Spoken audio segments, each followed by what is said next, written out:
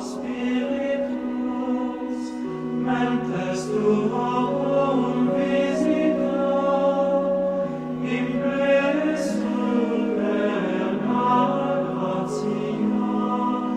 que tu creasti vectora.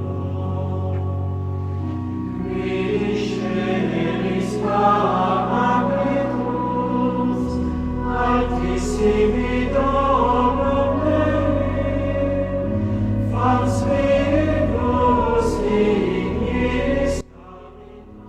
Meus irmãos, minhas irmãs, Shalom, Deus está comigo. Nós estamos iniciando uma nova semana, já dentro do mês de junho. Tivemos ontem o 9º domingo do tempo comum e, com a graça de Deus, estamos hoje em 3 de junho, nessa primeira semana do Saltério, celebrando a memória obrigatória de São Carlos Luanga e companheiros mártires, eles que foram martirizados em Uganda, um dos países últimos do mundo a receber a boa nova do Evangelho. E aqui continuamos com o nosso momento impulsionador para a nossa vida de fé. E aqui estamos em nome do Pai, do Filho e do Espírito Santo. Amém. Nós seguimos sendo acompanhados por São Pedro, agora na sua segunda carta. E São Pedro, ele, como eu disse em outros momentos, ele escreve de forma geral para as comunidades e faz entender que o Salvador é Cristo, que apesar das crises que nos fazem perguntar a quem eu devo recorrer, e aí São Pedro vai insistir que devemos recorrer à pregação que nos foi oferecida pelos apóstolos, de modo que toda a vida cristã será quase que um resumo daquilo que Santo Inácio diz: é preferível errar com a igreja a acertar fora dela, porque nós compreendemos que é querer do Mestre que os seus apóstolos preguem, anunciem, evangelizem,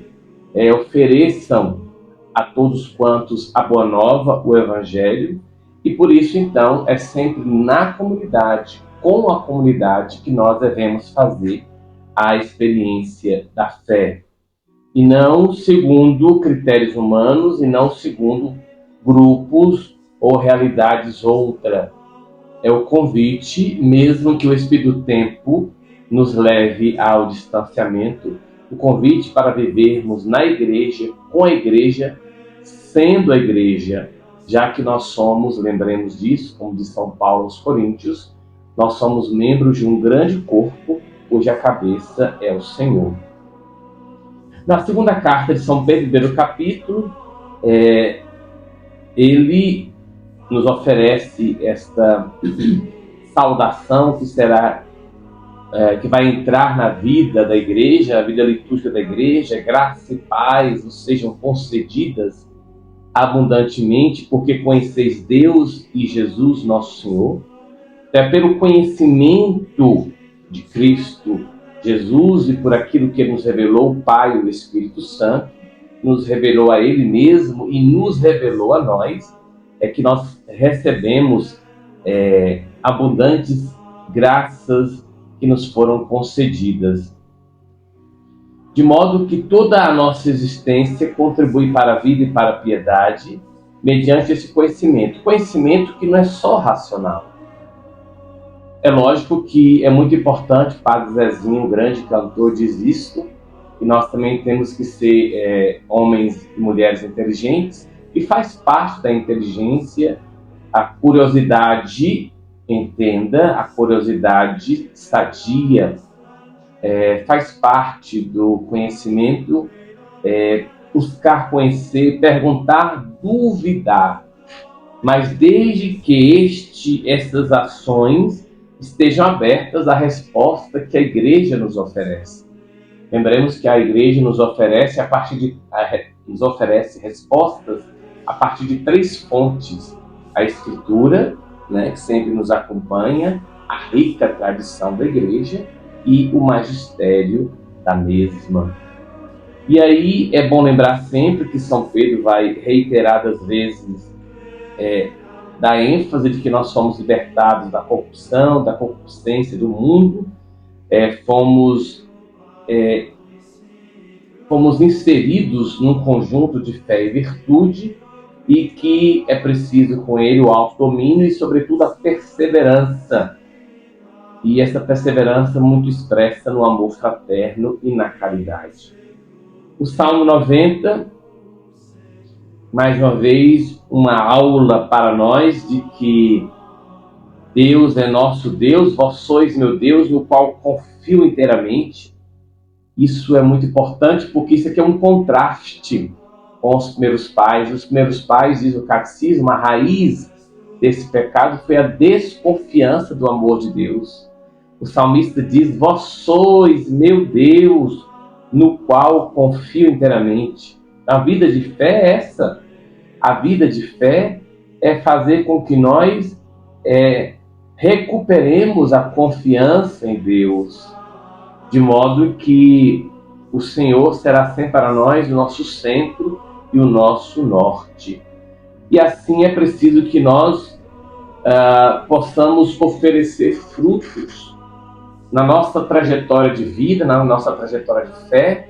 Não basta apenas crermos, é preciso que nossas práticas sejam condizentes com aquilo que nós dizemos crer. É difícil, caímos, erramos, pecamos, sim, mas é oportuno levantar, porque nós confiamos em Deus.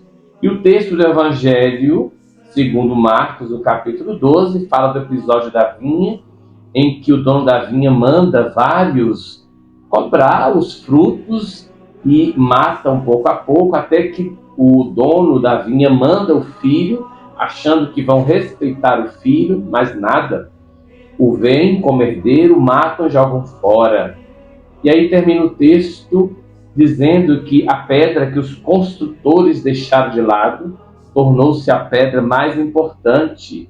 Isso foi feito pelo Senhor e é admirável aos nossos olhos. Ou seja, irmãs e irmãos, Cristo é esta pedra angular, Cristo é esse herdeiro que devemos acolher. E nesse herdeiro nos tornamos co-herdeiras e co-herdeiros das coisas do céu, filhas e filhos adotivos de Deus. E aqui a certeza: Deus está comigo. Pensam sobre essa água, sobre você e sua vida. Que essa água abençoada nos faça lembrar do dia em que fomos batizados e nos ajude na luta contra o mal. A você, já na expectativa de amanhã, Deus está comigo. Shalom.